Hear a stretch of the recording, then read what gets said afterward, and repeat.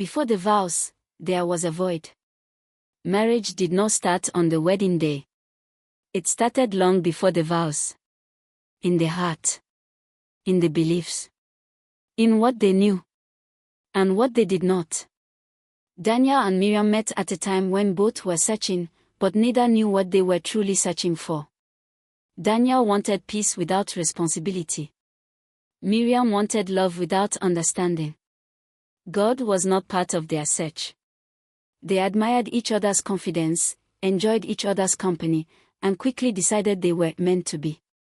There were no prayers about compatibility, no questions about purpose, no conversations about values. They believed love alone was enough. They said, "We will figure it out as we go." But what they did not know was this. When God is not at the beginning, confusion becomes the guide. Their wedding was celebrated widely. Music filled the hall. Smiles covered the cracks. Everyone said they were a perfect match. But perfection on the outside cannot fix emptiness within. When they entered their home as husband and wife, reality followed them quietly. There was no shared spiritual foundation. No moral compass to guide decisions. No common language for forgiveness. When misunderstandings arose, they argued. When arguments continued, they blamed. When blame failed, they withdrew. Daniel believed leadership meant control. Miriam believed submission meant silence. Neither of them understood God's design for marriage. They did not know that love is patient. They did not know that love is sacrificial. They did not know that marriage is covenant, not competition. Because they did not know God, they did not know how to love rightly.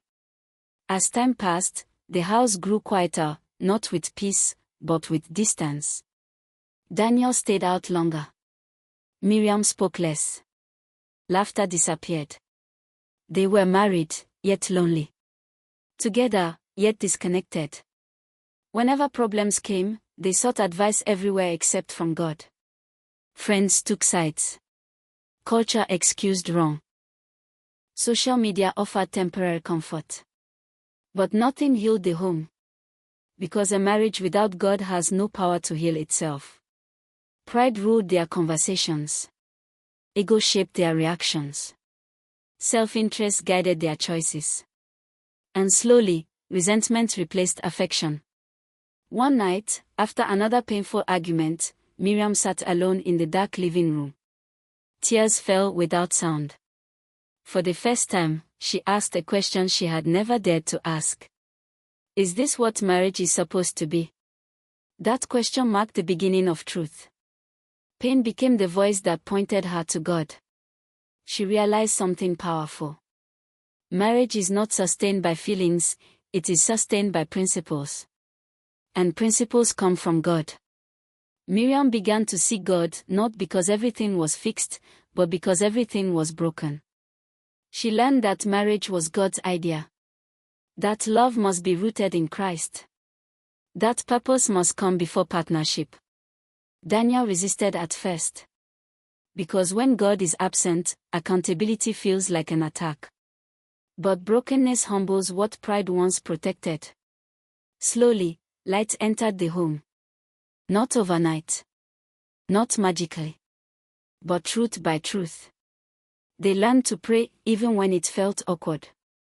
They learned to listen even when it was uncomfortable. They learned to forgive even when it hurt. They discovered that Christianity in marriage is not about religion, it is about alignment. Alignment with God.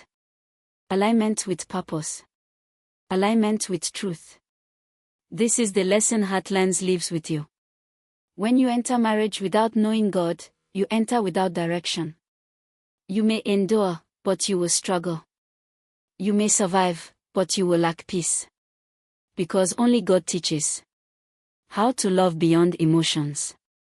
How to forgive without keeping score. How to stay committed when feelings fade. A marriage without God will eventually look for Him in pain. But a marriage that begins with God will find strength even in storms. And that is why, before the vows, there must never